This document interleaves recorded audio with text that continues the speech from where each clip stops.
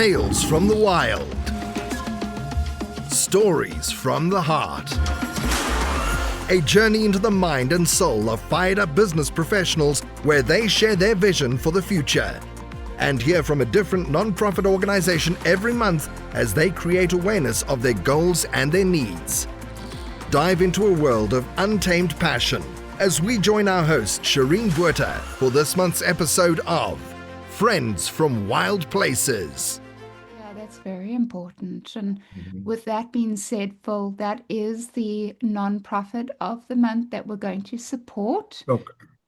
this month, and that's the Mental Health America of Southeast Yeah. Florida. Listeners, we will put the link in the show notes for you to reach out. But Phil, what are some of the ways that we could support Mental Health America of Southeast Florida? How are the different ways that we can support you guys?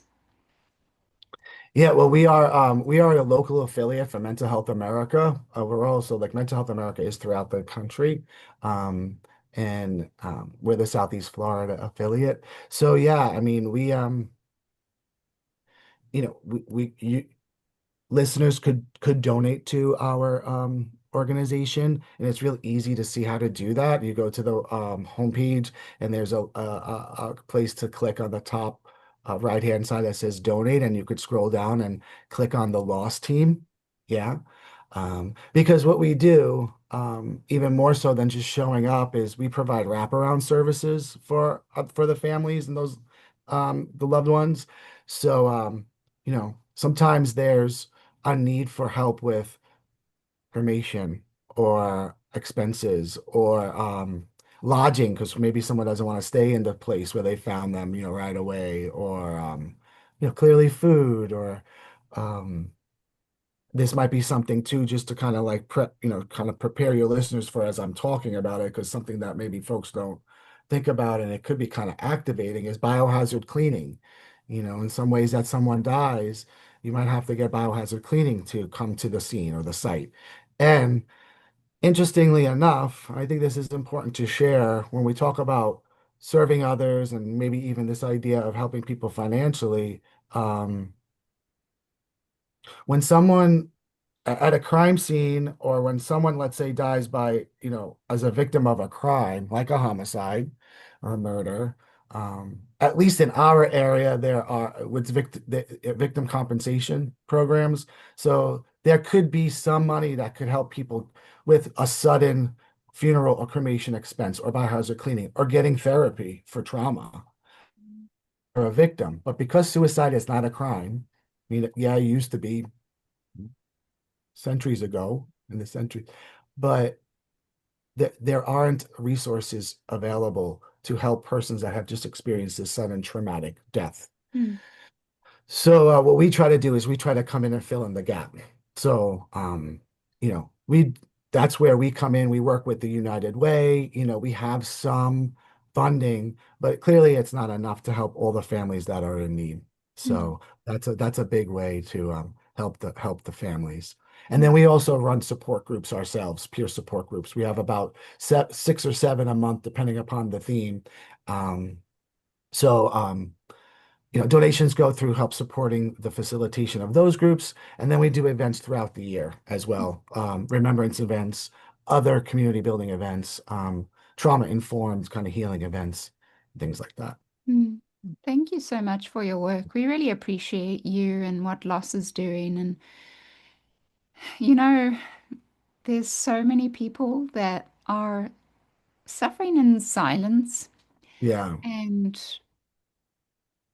when, when people get left behind after their loved ones have committed suicide by whatever they Mm-hmm. choose, however they choose, those people left behind, they've now got to pick themselves up and Mm-hmm. try and survive this world that we're living in right now, which is not a Mm-hmm. very pretty picture, as Right. everyone's seen right now. The world is actually um,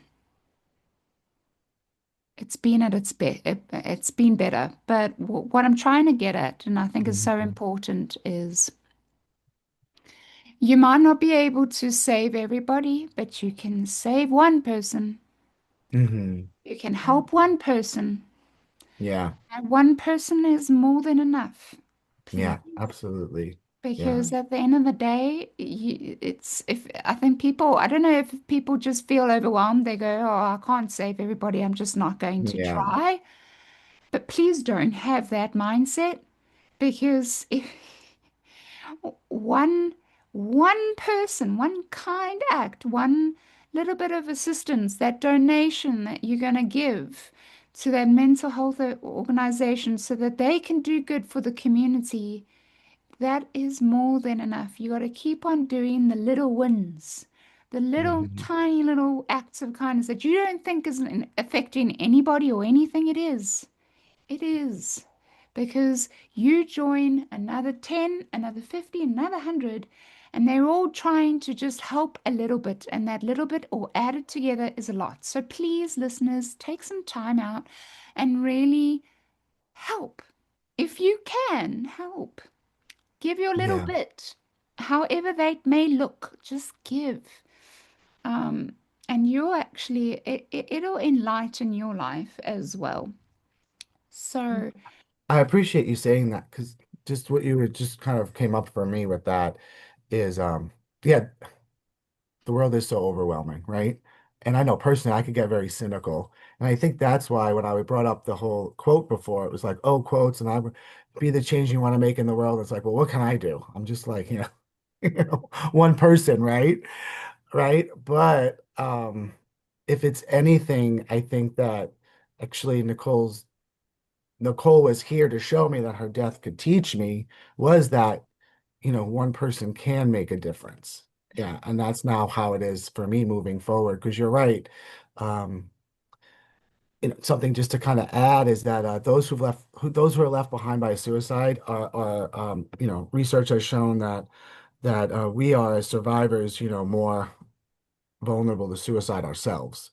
So really what our program ultimately is a post-vention program is to help prevent further suicides after a suicide, right? So mm, um Yeah. so that kind of like even just saving one life, yeah, is so profound. So I appreciate you brought that up. yeah, yeah. Thank you, Tanya, do you Dr. have Phil. more questions you'd like to Yeah. ask before I? Yes. Thank you. Thank you, Dr. Phil, for just, sharing your journey, your work, your mission, and your vision with us. So, as a funeral director, Hmm. I have served many, many families with loved ones of suicide in many different ways from different ages.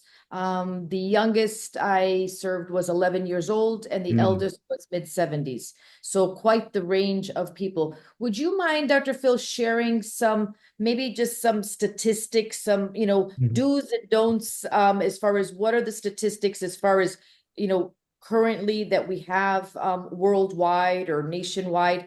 And if maybe you can also share some things to say and don't say, and, just maybe some helpful tips for all of us to learn from you.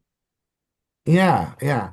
Well, statistics, they are kind of staggering. I mean, I believe the World Health Organization, shows that between like 800,000 to 1 million people die by suicide across the world every year.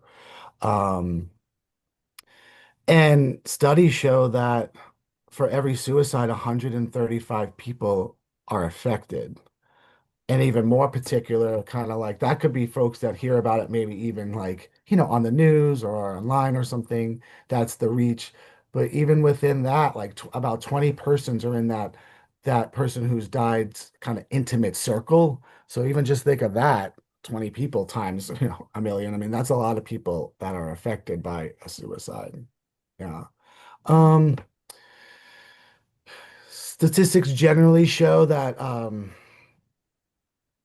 suicide occurs more in men than in women. However, women attempt more because sort of some of the knowledge around that is that men are more likely to use uh, a fatal means like a gun, whereas a woman might use pills. So that's something that isn't as, let's say, immediately fatal.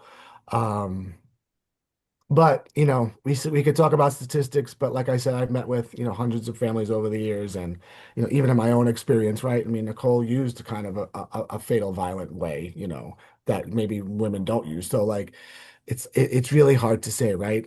Suicide does not have a face though. I mean, it like you were kind of mentioning, Dr. T, it's all colors, shapes, sizes, faiths, everything in between, right? Unfortunately, we are seeing more young persons now. Um, so from a statistics standpoint, that would be kind of like a basic overview that I can give you at this time. Sometimes people think like, oh, it really doesn't happen in my community. Like, well, when Nicole died, like I was really like I remember thinking about this when I was waiting for the police to arrive. I was like, oh, this was like five people, you know. And then I come to find out that in pretty much all of our big counties here in the US, like let's say like with 2 million people in Broward County, we have about 230, let's say, suicides a year, and that's about the ratio. So where I was living was a big county too. So it was like, oh no, it was not five people this year. It was 230, you know. Yeah. That's a lot of people. Yeah. Yeah. Um, And how about some tips as far as what to say, what not to say, the do's, the don'ts? yeah. One thing that about the language, and this is not something that we're like sticklers about because clearly, there's a lot of sensitivity around speaking about suicide, especially to a newly suicide bereaved. But we do try to stay away from the word committed, and that's just become such a phrase though in our society, committed suicide. But we rather say died by suicide because it helps to soften or um, you know, kind of turn away from this idea that our loved one committed a crime, or maybe they even committed a sin, because that's a whole other thing, and that we could kind of go into. Yeah, we have Um, another podcast on that, Dr. Phil. yeah, we got a whole thing on that. So like the idea of committed, though, kind of, whether it's intentionally or not intentional, it kind of reinforces some of that shame and stigma. So we say died by suicide, or we say things like, they died by their own hand, or they took their own life.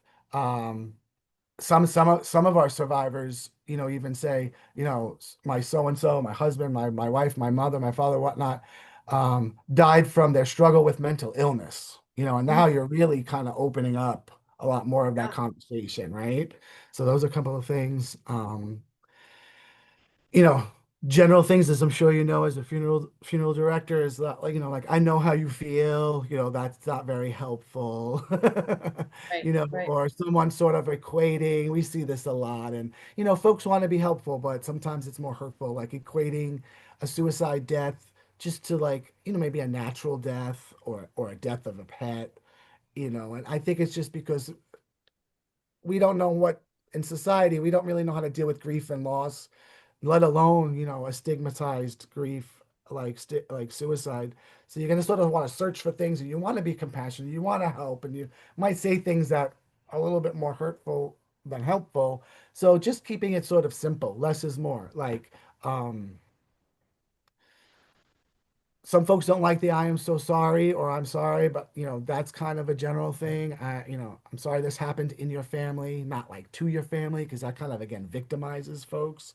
That's Or if someone's talking about their feelings, like rather than I understand how you feel, more like it is understandable. So sort of just generalize and sort of neutralize, or less is more, some of these statements. Just I'm here for you. That could just be a very simple one. I'm here for you. Um, so those could be some of the simple ways that you could help somebody in sort of speaking terms. okay. And before we get into our, wrapping up our podcast and, turning it into a little bit more of we'll do a little lighthearted wrap up session here, almost like a debrief. I just want to ask you, Dr. Phil, can you share with our listeners, if somebody is either thinking about suicide or having suicide ideations, or maybe sees somebody in their own circle of friends or family, is talking about it the right thing, the wrong thing? What are Yeah. some don'ts in that you can just leave our listeners with some nuggets so they can go into the world and Yeah. be better humans? Yeah, yeah, yeah. So research also shows us that asking someone the question about suicide will not, or is not, or does not put the idea in someone's mind. So, because sometimes I think that's why people are fearful of that, is that even if they're kind of even thinking like, oh, well, this person might, or even just kind of asking someone, it's a very scary thing.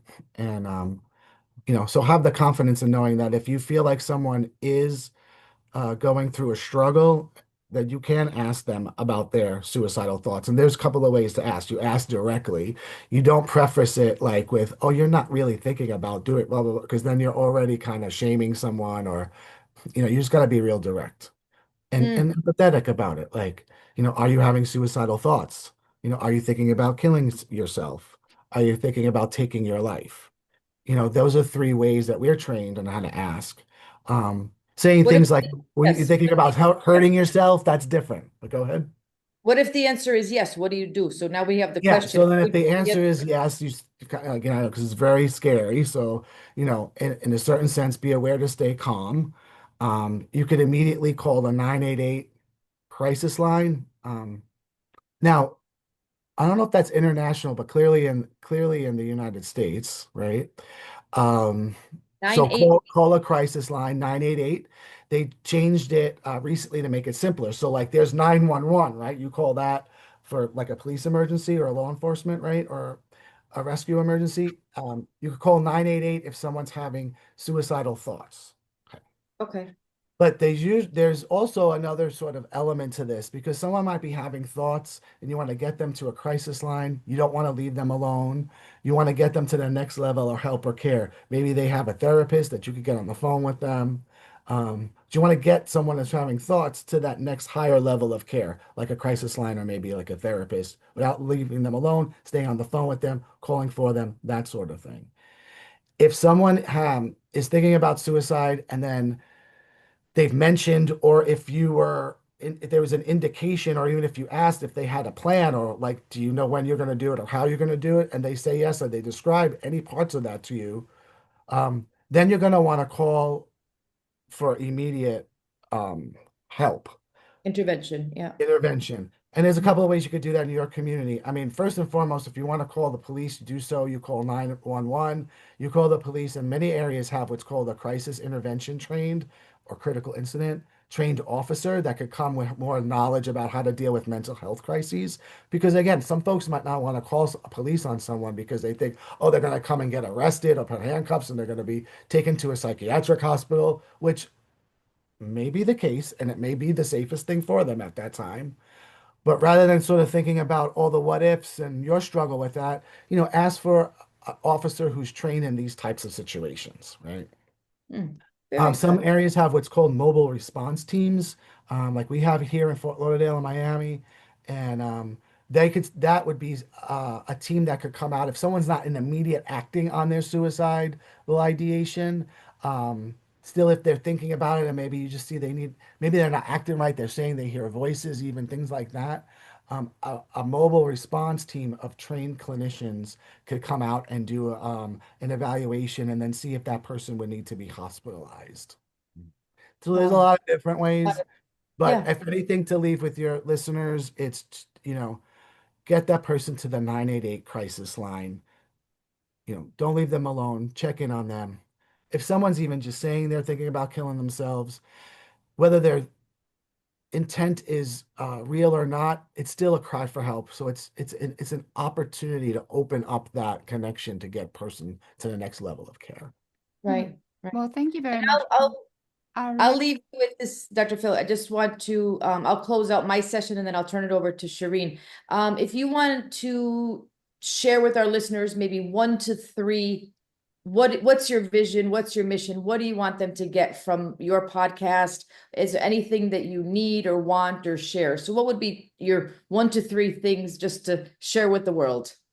Yeah, absolutely. That you're not alone, that you're not alone in any of your mental health, whether it's struggles or whatnot. So you're not alone. Reach out for others and connect. Um, if you are having suicidal thoughts or know that of someone who who is, get them to 988, get them to, local one-on-one therapists, um, check in with each other.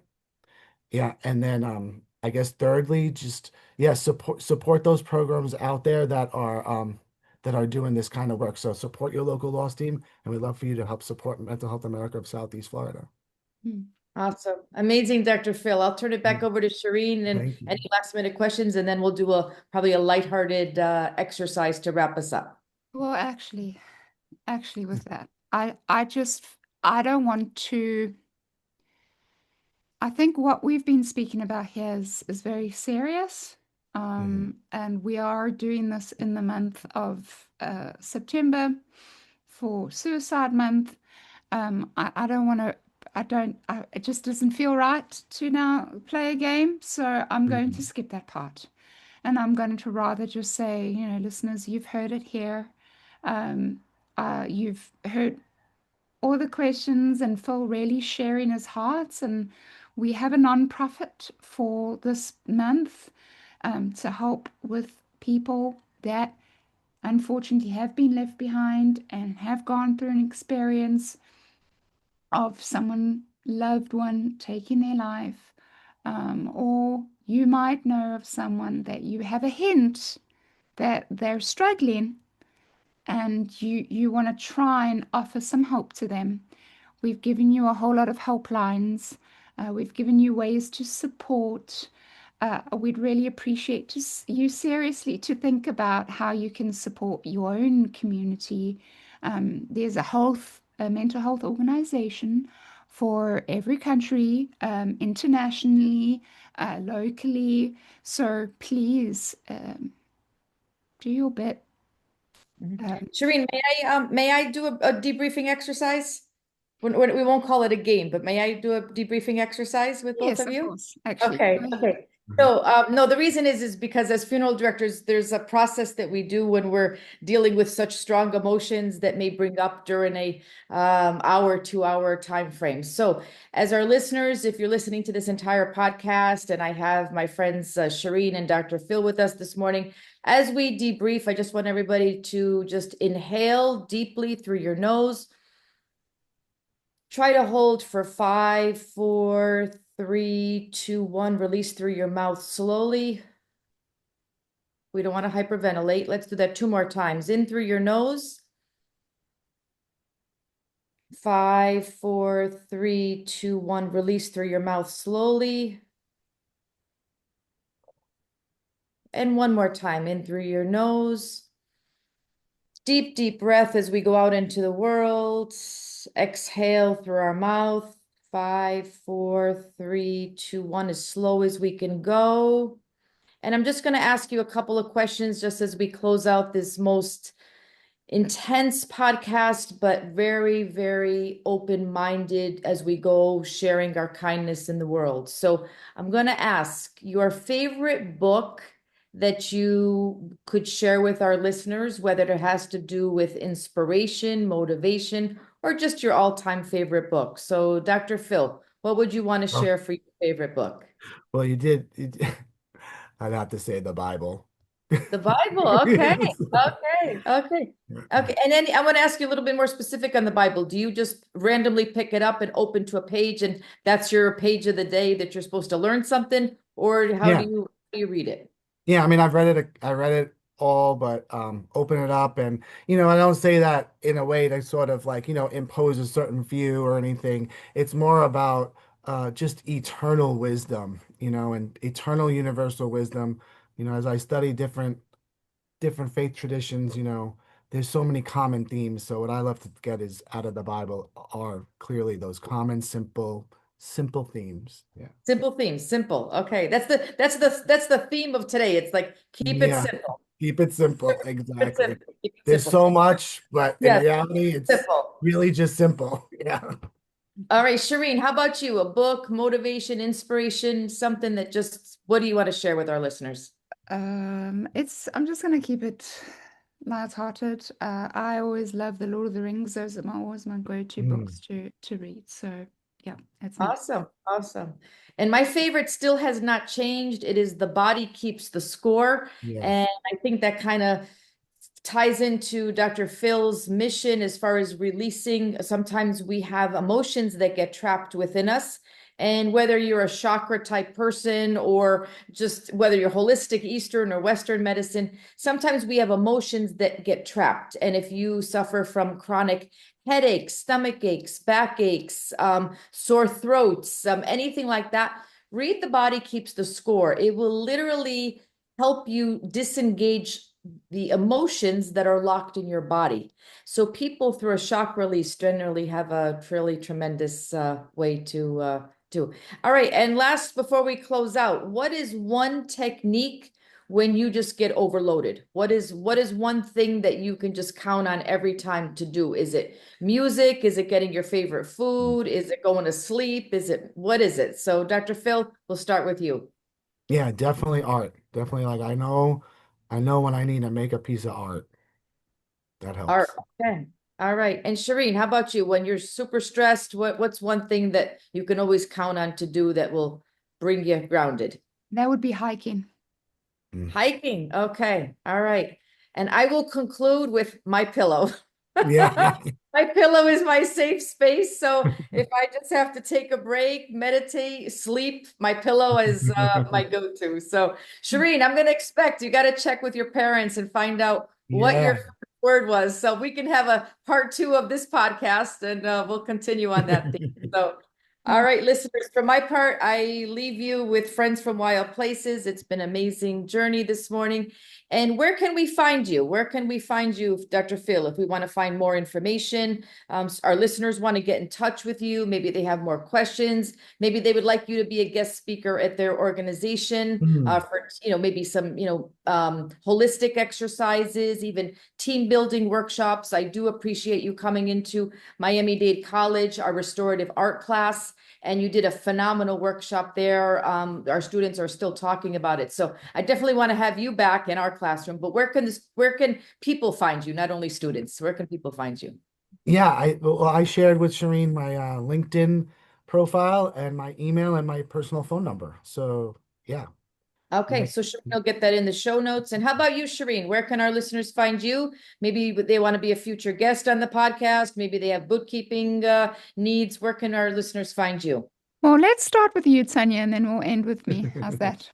Okay. So for folks finding me, many of the listeners know I am a licensed funeral director, embalmer in the state of Florida. I oversee the mortuary program at Miami-Dade College. So anybody that's interested in pursuing a career in funeral directing definitely can reach out to me. I also work in the senior space, matching people with communities who can no longer live alone, perhaps due to cognitive or physical challenges.